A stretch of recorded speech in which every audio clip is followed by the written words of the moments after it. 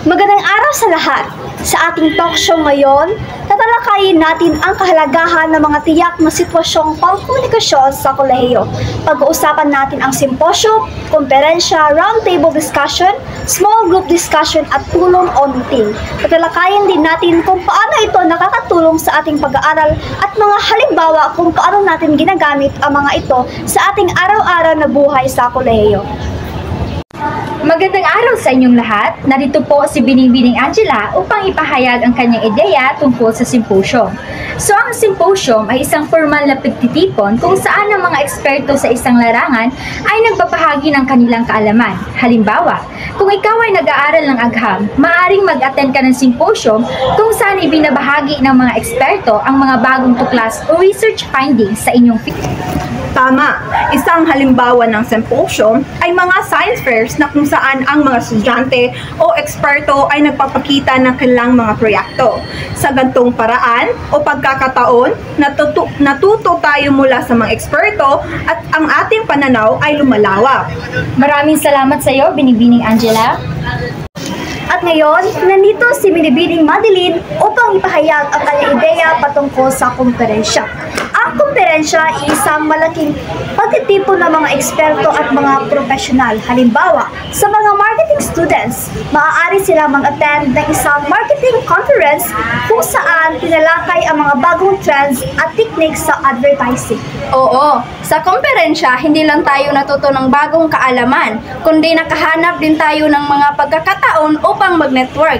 Halimbawa, kung may research paper ka, maaari mong ipresenta ito sa komperensya at makuha ng feedback mula sa ibang mga eksperto. Maraming salamat!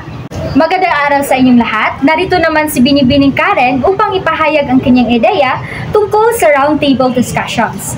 Dito, ang bawat isa ay may pagkakataon magbigay ng opinyon sa isang particular na paksa. Isang halimbawa, sa klase ng business ethics, maaaring magkaroon ng roundtable discussion kung paano makakaapekto ang mga ethical decisions sa isang kumpanya.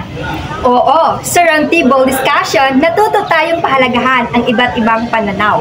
Halimbawa, kapag may group project, ang bawat isa ay may pagkataong magbigay ng idea kung paano mapapabuti ang proyekto. Maraming salamat sa iyo, Binibining Karen.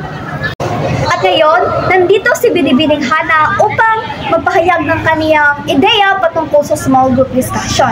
Sa mga ganitong pagkakataon, mas nakakapag-focus tayo sa mga detalye. Halimbawa, isang klase na may malaking bilang ng estudyante na nagkakaroon ng small group discussion upang mapag-usapan ang mga mahalagang bahagi ng lesson na hindi nasasakupan ng lecture.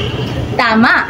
Isang halimbawa ay ang kapag may grupong assignment, kailangan mag-usap-usap ng mga miyembro ng grupo upang matutunan at magtulungan sa pagsagawa ng proyekto. Dito natin pinapakita ang ating teamwork at kakayahan sa pagpapahayag ng mga ideya.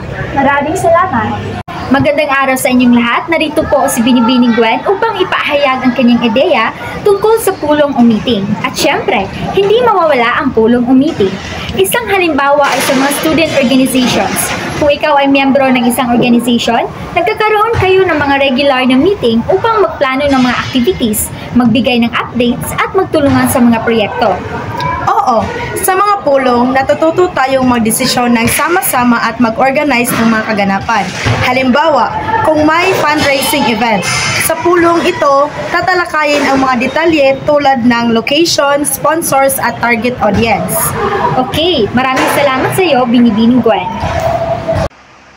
Oo, tama yan.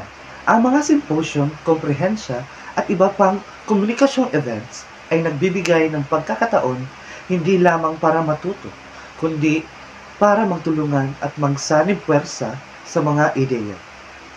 Dito rin natin natutunan ang pagpapahayag ng ating saloobin at pakikinig sa iba na mahalaga sa personal at akademikong pag-unlad. Sa kabuuan, bawat sitwasyong pangkomunikasyon mula sa simposyum hanggang sa mga pulong ay may malaking papel sa ating pag-aaral at personal na pag-unlad sa kolehiyo. Ang bawat isa ay tumutulong upang mapabuti ang ating kasanayan sa pakikipagkomunikasyon mula sa pagpapahayag ng ideya hanggang sa pakikinig at pagtanggap ng opinyon.